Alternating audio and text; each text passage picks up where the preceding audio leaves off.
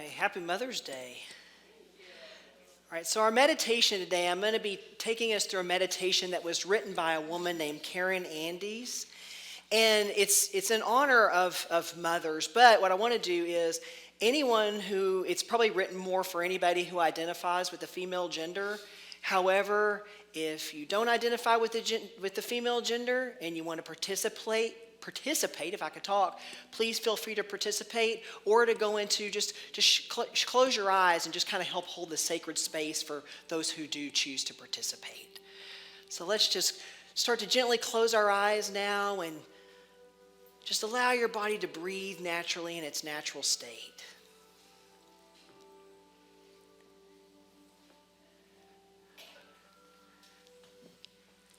There's no forcing of the breath. Just allowing it to just be and to pull you into this present moment.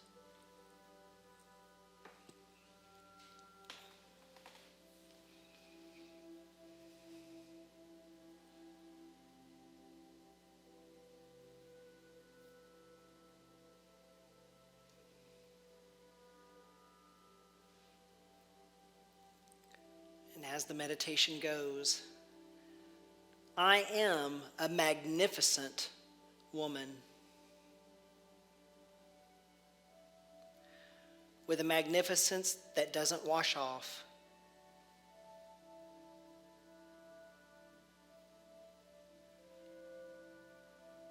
I earned it,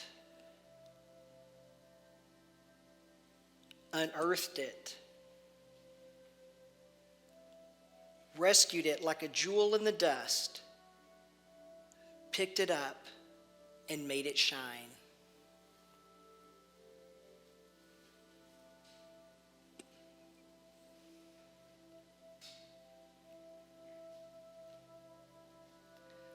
For years I did not see it, though I sensed it was there.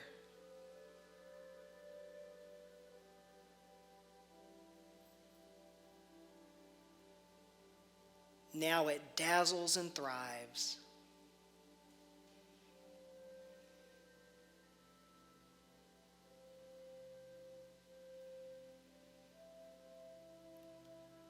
I am healthy, capable, independent, strong, yet floored by a sigh.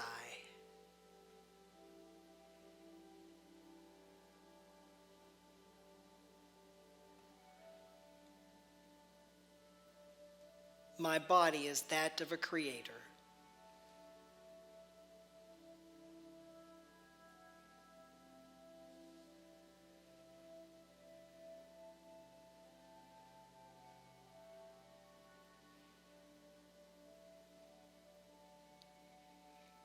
I am mother, daughter, sister, aunt, grandmother.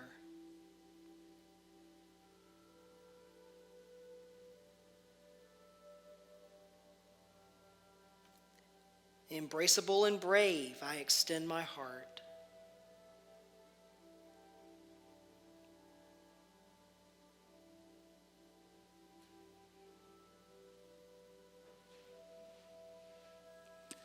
My body is home. My home a shrine to life.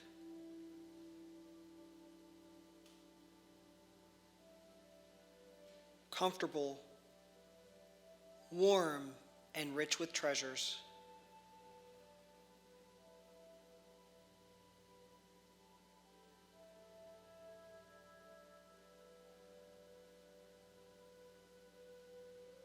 The laughter that swings through the door.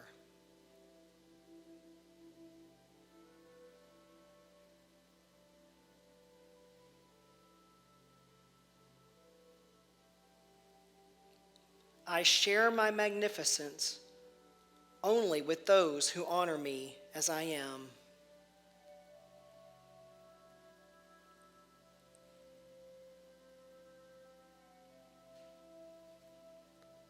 I protect myself, my house, and my time.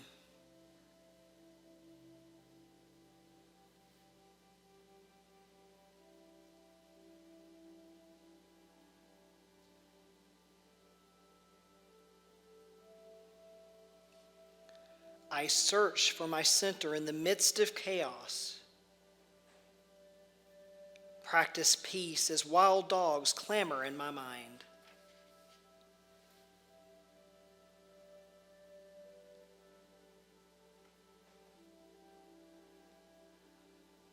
I use my power for the greater good. Release rage in neutral settings.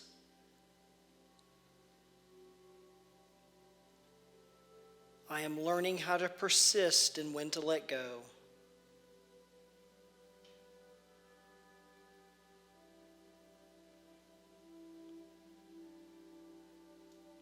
I am willing to feel all emotions, stop their depths and exaltations, to wake up in every nerve and no longer am afraid of my life.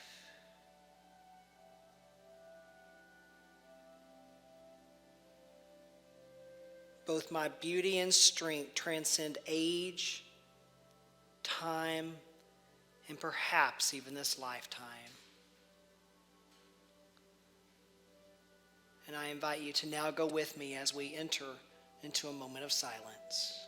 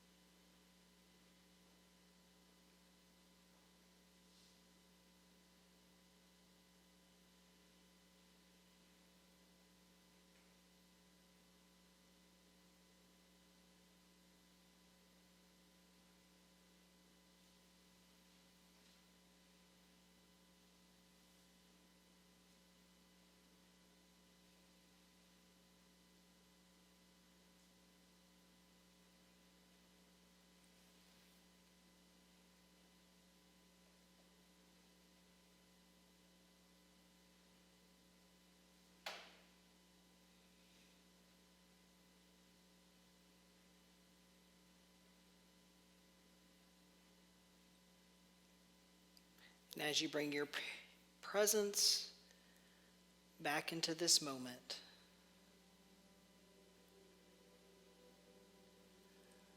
I invite you to silently affirm to yourself, each day I am new,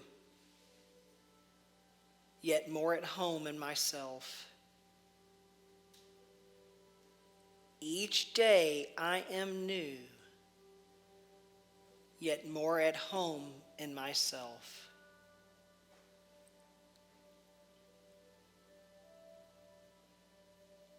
Moment by moment, I create my world.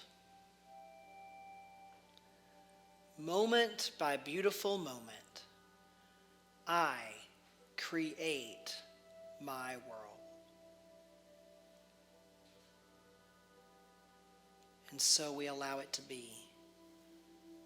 Namaste.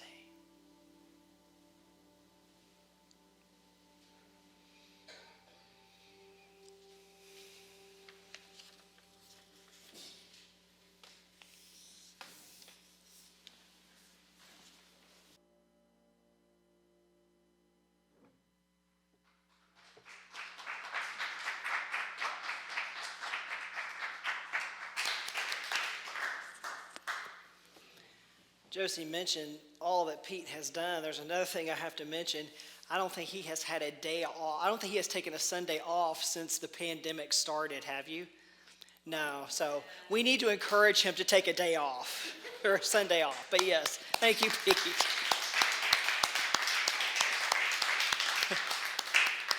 It's been some dedication on his part for sure. All right, so I wanted to ask, does anybody know who the woman is on the slide? If you do, raise your hand.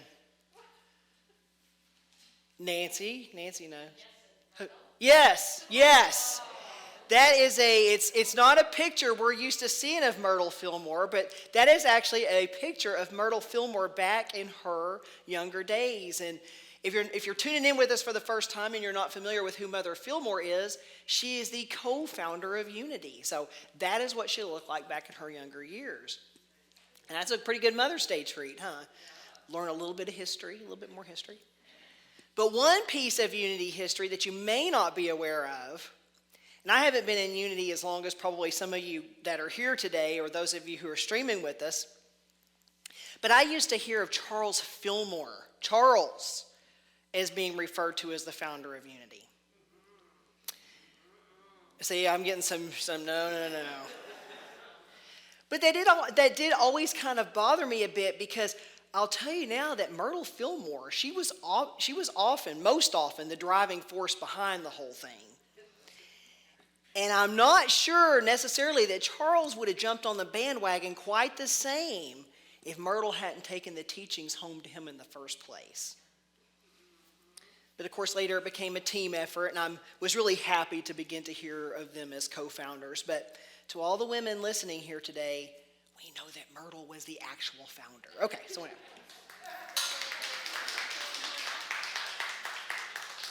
But I'm not here to stir the pot, so now I'll switch gears a little bit. So Mother's Day. Mother's Day is a day where we celebrate mothers of all types. Mothers of human children, pet children, reptile children, plant children. Right? If you're a female identified person, you have been a mentor or a mother to someone, a grandmother, an aunt. You have been an important figure in the life of someone else. So today I want to ask you to join me today as we join in celebration of all women. Now, some women have helped change history, right? We've got a lot of women out there that have changed history and lives. And some of those women have come to me today just to name as we prepare for our celebration. Rosa Parks, Amelia Earhart, Kamala Harris, Anne Frank, Florence Nightingale, Malala Yousafzai. I think I pronounced that right. I knew I might botch that one. But now what I'm going to do is I want to count to 3, and I'd like for all women here today to yell out your name. And women that are joining us online, let's add your name to that list as well. You ready? Okay, 1, 2, 3. All right. Feels pretty good. Let's do it again. Let's do it one more time. Let's do it louder, okay? All right. 1, 2, 3. All right, I like it. Woo! I can feel the energy in the room. All right, so what I'd like to talk about today is the divine feminine. And guys, this is a perfect time to remind you that the divine feminine doesn't only reside within women. It's with all of us. And in fact, the divine masculine could not survive on its own without the divine feminine. In fact, Shannon Kaiser, author of the Self-Love Experiment, she nicely states this: the energy of the feminine embodies the nurturer, the healer, the compassionate peacemaker, while the masculine energy is focused on doing and achieving. They're meant to complement and support each other. They are the yin and the yang. Through honoring the sacred or divine feminine, she says, we find natural access to spiritual qualities like receptivity, the patience, the ability to listen, and the care for all life. So today I want to discuss some of the qualities of the divine feminine and how we can both get in touch with and practice some of those qualities regardless of our gender. Now, one of the terms most of us are likely familiar with is mother's intuition, right? We've all heard about the mother's intuition. It seems as if mothers have this innate intuition that works almost like a light switch. Now just picture this scenario for a moment. You're a child and your mother has specifically told you to not play inside the old tool shed in the back. We can all see this, right? Or see it happening to another kid out there somewhere. But you become curious and you're like, okay, I'm just going to go near the old tool shed. Let me just walk up and kind of go near the old tool shed. Maybe to just catch a glimpse of what all this fascination is about. You throw a glimpse towards the house. You're looking towards the house. You're like, well, okay, mother's nowhere to be seen. In fact, she's in a part of the house that's nowhere even near the back window. And you're so close to the tool shed, you figure, hey, I might as well just venture right on in. Mother's not looking. Suddenly, it's if a light switch has gone off in her head. She could be in another country and would know that you have stepped foot into that tool shed. And many of you know exactly what I'm talking about. It may not have been an old tool shed, but the moment you did something she told you not to do, she knew it, just somehow. My mother used to always tell me, I have eyes in the back of my head. And I think she still does. And I know she's probably watching, so I need to be nice. But that mother's intuition, Maybe it's an old tale, but regardless, we all have intuition, though, don't we? Charles Fillmore defined it in the Revealing Word. He said, the natural knowing capacity, inner knowing, the immediate apprehension of spiritual truth without resort to intellectual means, the wisdom of the heart. So intuition often defies the intellect. And it isn't necessarily something tangible that the intellect can decipher or make sense of. The words natural, inner, and heart being key to that. Now, intuitive counselor Elena Kilkenny tells us, she says, we're all familiar with the idea of a mother's intuition, with intuition being strongly connected to the divine feminine. Tapping into this intuition is a great way to connect to your own feminine energy by going within, tuning in, and seeing where you're at.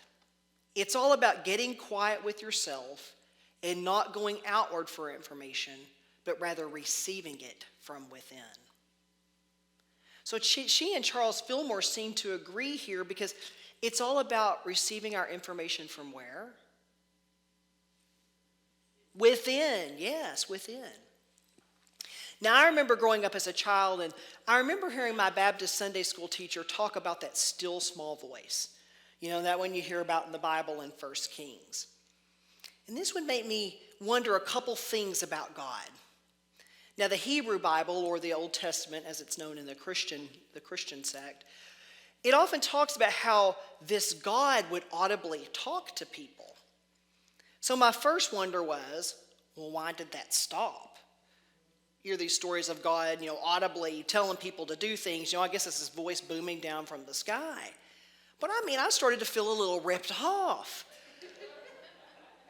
I was like, those people in the Bible had it easy. It was no guessing game. They just knew automatically what God wanted because God told them. But another thing was, why did this God move from this loud, booming, mostly irate from what I could tell, voice to this sudden, still small voice? When did that happen? Well, I guess I actually wondered three things, because I also wondered how in the world I could hear that still small voice. I learned that later on that wasn't actually likely to happen, not in an audible way. But I can definitely, I learned that I can definitely access that still small voice by using my intuition. So there's where intuition comes back around. And one of the ways we can do this is through using our GPS. And it's not likely the GPS that you're used to, not the one on your smartphone. It's GPS as in our God position system. Now, I actually I didn't make that up, unfortunately, but I found that term on Unity's website and I loved it. Now, also, unfortunately, it was listed as anonymous, so I can't give whoever credit for that, but I like it. They refer to this vision of a GPS as intuition, guidance, or an unspeakable knowing. A GPS, God position system, that transcends the physical and emotional aspects of being. So I don't know about anybody in here or watching online today. I don't know how all you have done this, but I have spent a lot of time in my life getting caught up in what I think others want me to do. Anybody else get that feeling? Or get caught up in what others think I should be doing. That's another thing too. Yeah, should. For some, maybe it was that dream of, foregoing that dream of being an artist because we were told it wasn't practical, or that you'd never make a living doing that, whatever you were told. Why? You can't do that, you may have heard somebody say at one point. You've got to get out there and you've got to get yourself that nice, comfy office job. There's no 401k in being an artist. There's no health plan in being an artist. And what about that house? What about buying yourself that house? That house with a nice white picket fence. And you do it. Why? Because someone else told you should, or someone else told you it's what you should be doing. When all along, your intuition, your very own guidance system, the God within, or that still small voice was whispering something different to you all along. And it's really only something that you alone know, right? Because that still small voice is something that you hear within yourself. It's that gut feeling. It's that feeling or that thought that you have that no matter what you do or no matter how many years go by, it just doesn't go away. That map, your very own GPS, your very own God position system is laying it out before you. But it requires your willingness to be still. Because you're likely not going to hear it very clearly or really be clear on it unless you're willing to be still and to hear it and to listen to it. It's called a still small voice for a reason. But most importantly, we have to be willing to trust it. That's the key, because you may hear it. You may know what that gut feeling is. You may be paying attention to your intuition and know what it's telling you. But you've got to trust it. And it took me quite a while to be able to really start to trust my own. I didn't want to be judged by society or judged for taking a job with less money, even if that job with the less money was my true calling, and I knew that. I stifled my own creativity, my writing, my desire to be something different for far too long. I just took it and I stuffed it away because it was told it wasn't what I should be doing. Thinking that it somehow made me this gypsy that my family wouldn't approve of, moving around, those types of things. And who I am hasn't always been approved of within my family or certain circles of people I used to view as my friends. But in the end, I realized that it didn't, and it doesn't matter what they think I should be doing or who they think I should be. Because no one but me hears that still small voice. No one but me hears where my intuition guides me. No one else is called to have this human experience the way that I am having this human experience. It's mine, and only I can hear what mine is. Now, I finally came to realize that nobody else shares my very own GPS. And in that is clarity. Clarity on what it is that is mine, not anyone else's to do. So maybe Mother's intuition also taught us a lot about our own. Not necessarily staying away from the tool shed. But with that intuition being strongly connected to the divine feminine that is within all of us, regardless of what our gender is. Now, another way that we can incorporate more of the divine feminine into our lives is to go within before acting. I'm talking about acting in a movie. I'm talking about that pause again. Remember our book study of Ralph de la Rosa's Don't Tell Me to Relax, where we talked about the pause? And I know a lot of you do because a lot of you tell me that you still practice that pause. And I do too, admittedly so. But it's where we take that moment and we pause. We take that moment and we just stop, even if only briefly. Something may occur in our lives that makes us want to react. Because that's sometimes our first inclination is just to react without stopping to pause before we do that. Yet reaction isn't always necessarily the best thing to do in given situations, is it? We might feel somebody that's angry at us, or anger has been directed at us a certain way, or, something else entirely that just makes us want to react without taking that pause. This is when it is especially important to practice that pause, because this is where we're giving this fantastic, it may not feel like it at the time, but we're given this a fantastic opportunity to practice our principles.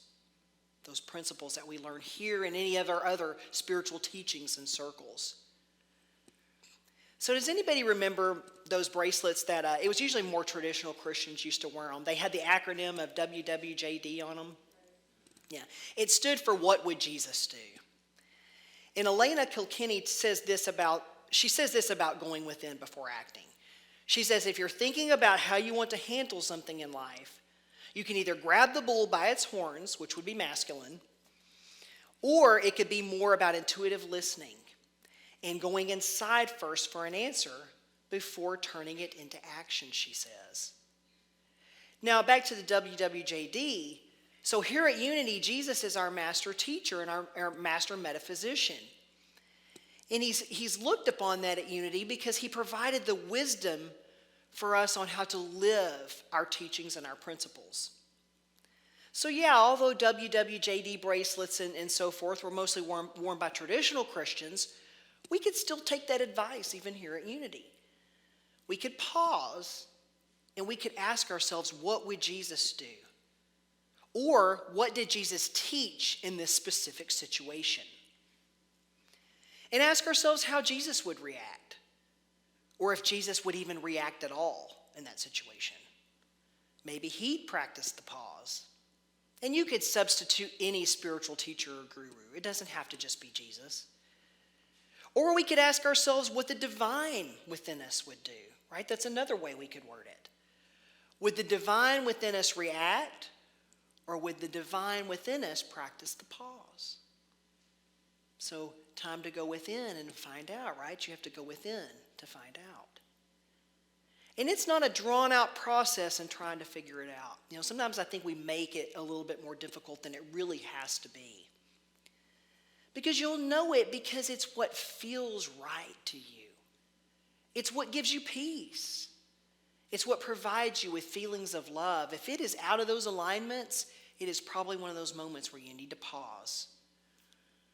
And of course, this also nicely ties back into the intuition that we were just talking about. Your intuition is likely never going to steer you in the wrong direction because it's all a part of your higher self, your divine self, your God self. And lastly, the divine feminine is playful. This is one of the most favorite things I like about it. It's playful. This is where we take a moment to bring forth our divine feminine by adding more play into our lives. We can't go wrong by adding more play into our lives, can we? Is there anybody here who doesn't want to add more play into your lives, or anybody watching? And ask yourself at any given moment, am I taking my life and or maybe my work too seriously? Am I allowing it to override my playfulness? I mean, sure, we have responsibilities in life, and we always are. But those responsibilities need to be tended to, but are we allowing them to completely override our fun, or our joy, or our playfulness? Ask yourself, am I allowing enough time for those things, for laughter, joy, peace, and play? This is where no one other than you know the answer to that question, because it's coming from your intuition. So I think this is a time where we declare we just need and we want to have fun, right? And although we've been talking about how the divine feminine in all of us Male, female, transgender, non-binary. That divine feminine just wants to have fun. So I think what we might need to do today is give all of our women that are tuning in and that are here a special opportunity to kick this off right. People are starting to look at me very suspiciously. So what do y'all say? Y'all want to have fun? Do y'all want to kick off this Mother's Day party? Martin, can you cue that up? I've got a little gift for everybody.